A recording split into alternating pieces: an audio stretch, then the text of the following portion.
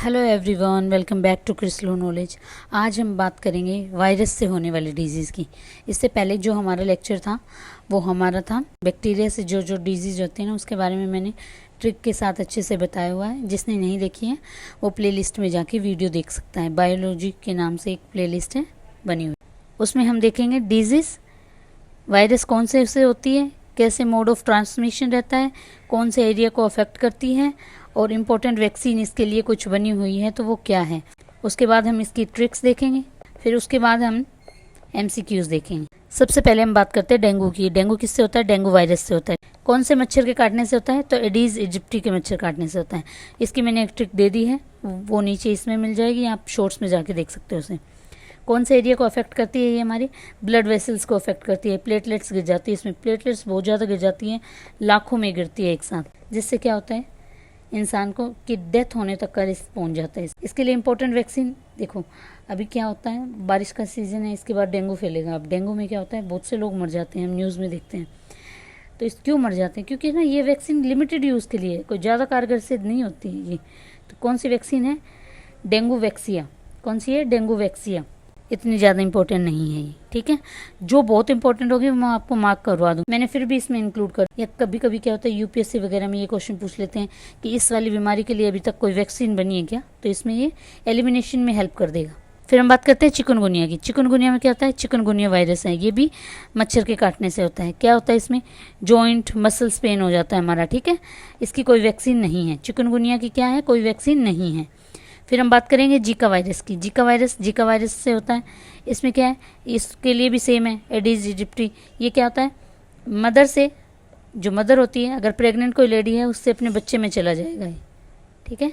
ये इन्फेक्शन ऐसा है, किसी प्रेग्नेंट औरत को है तो उसके बच्चे में भी ये मिलेगा आपको, ठीक है।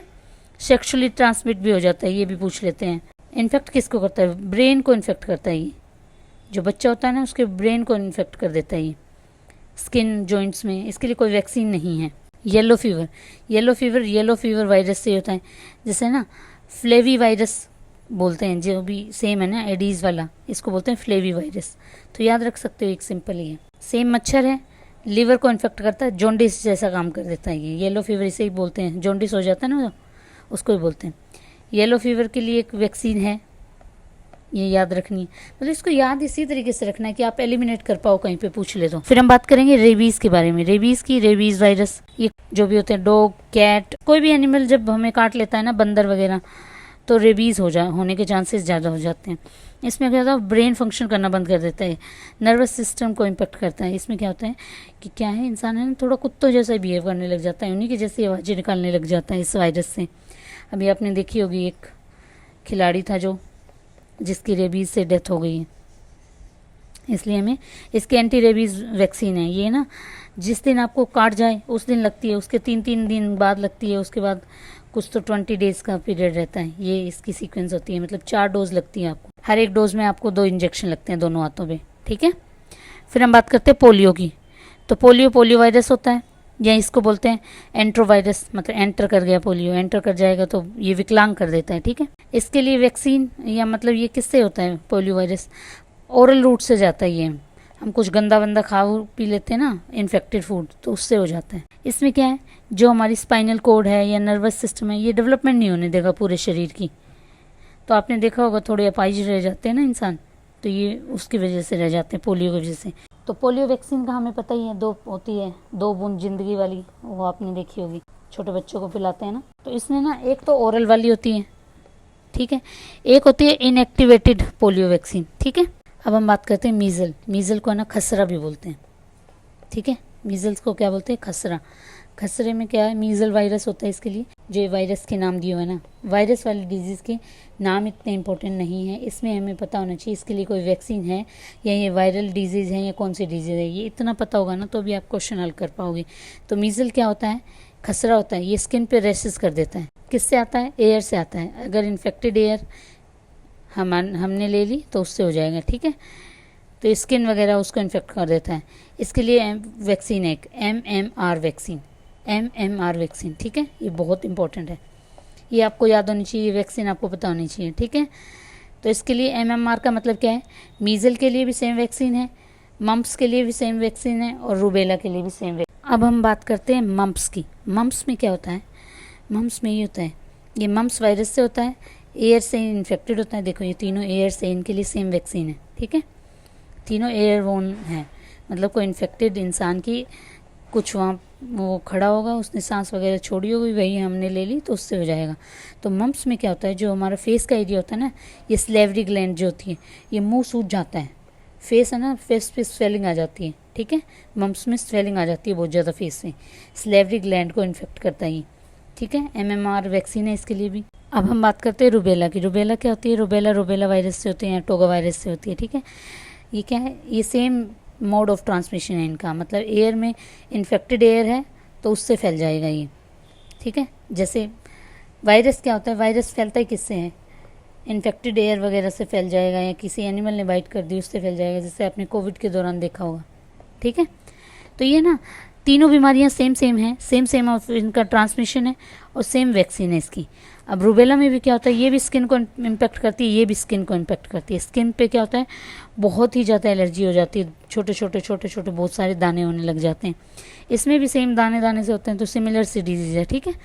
ये वैक्सीन आपको याद रखनी है। पूछ लेते हैं कि MMR वैक्सीन किसके लिए है, तो ये मीज़ल्स के लिए, मम्प्स के लिए, रूबेला के लिए। रूबेला को है ना जर्मन मीज़ल्स भी बोलते हैं, ठीक है, इसी के जैसी दिखती है सेम। फिर हम देखते हैं इन्फ्लुएंजा।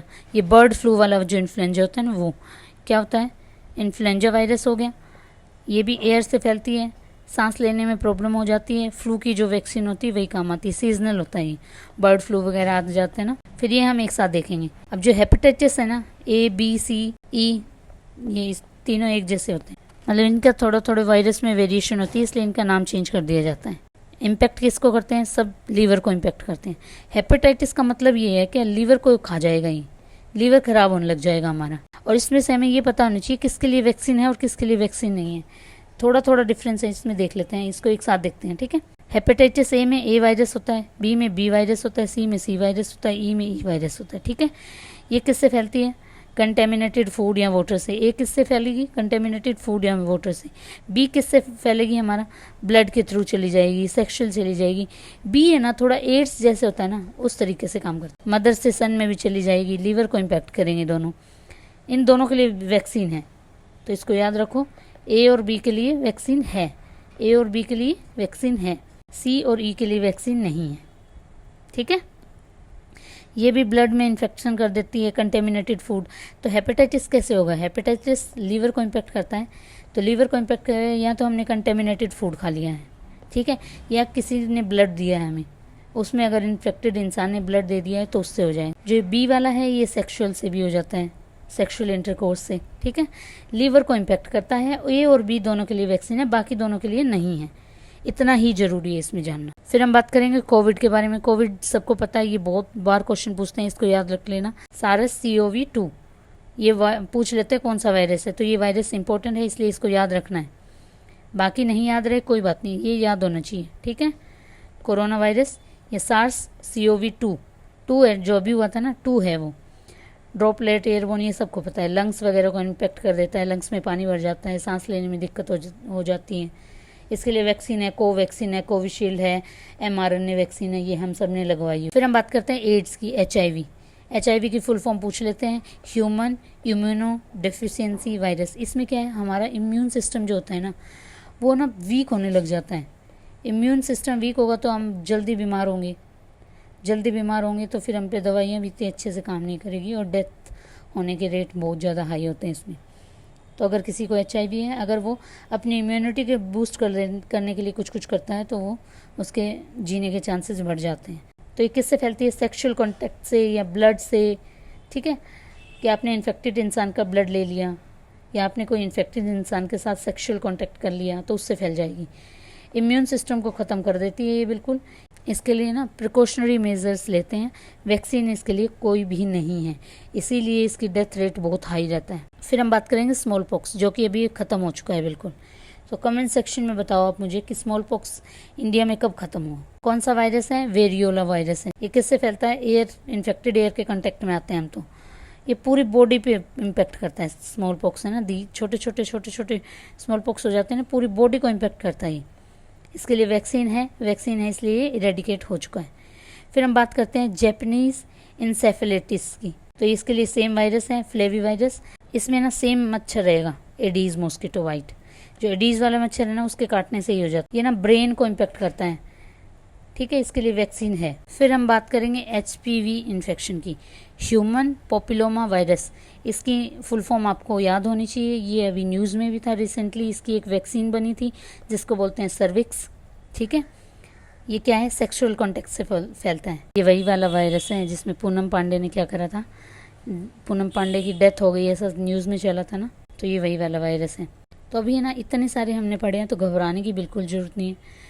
ये आपको एक सिंपल ट्रिक से याद हो जाएगा कि एडीज मॉस्किटो से काटने के लिए एक नीचे मैंने ट्रिक दी हुई है। बाकी हम एक बिल्कुल सिंपल ट्रिक से देखेंगे। ये वाली एमएमआर वैक्सीन वाला इंपॉर्टेंट है, ये आपको याद होना चाहिए। अब हम बात करते हैं ट्रिक की। जो जो हमने कैपिटल लेटर्स में लिखा हुआ है ना उनको याद रखना है, बाकी आप छोड़ दोगे कोई दिक्कत नहीं। बेस्ट डीएमसी, डीएमसी क्या होता है, डिटेल मार्क्स सर्टिफिकेट। जो हमें पूरा डिटेल में हमारे मार्क्स कितने बने हैं वो जो हमें समरी मिलती है उसको बोलते हैं हम डीएमसी।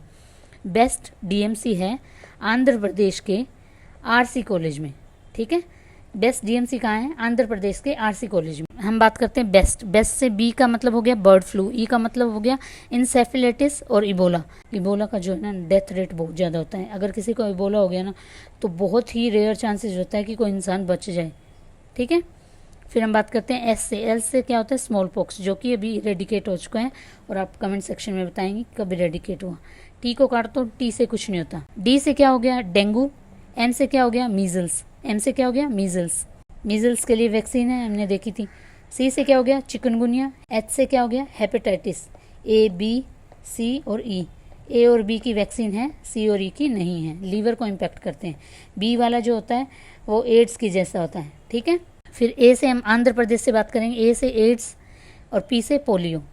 फिर आर से हम क्या बात करेंगे, रेबीज़ की या रुबेला। रेबीज़ एक अलग तरीके का वायरस है और रुबेला एक अलग तरीके का वायरस है। रुबेला में स्किन पे रेसेज हो जाते हैं, रेबीज़ कुत्ता वगैरह काट लेता है तो उसके काटने से होता है। फिर हम बात करेंगे सी से, कोविड आ गया, और सी से आ गया चिकनगुनिया। मेन से क्या आ जाएगा, मम्प्स।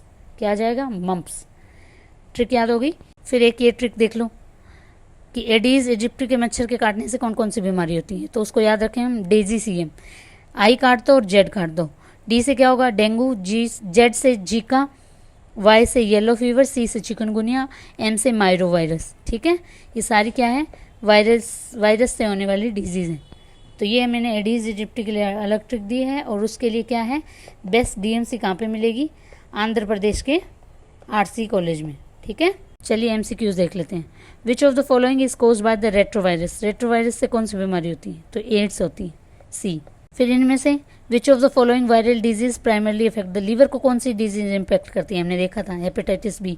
फिर हम बात करते हैं third question, Zika virus. Zika virus is primarily transmitted through. Zika virus किससे होता है, एडीज इजिप्टी मच्छर के काटने से, सी आंसर इसका। फिर हम बात करते हैं फोर्थ क्वेश्चन की, which disease is prevented by MMR vaccine. MMR vaccine से कौन सी डिजीज को प्रिवेंट कर सकते हैं। एम से क्या आ गया, मीजल्स, मम्प्स और रुबेला। मम्प्स, मीजल, रुबेला, इसका आ गया बी आंसर, ठीक है।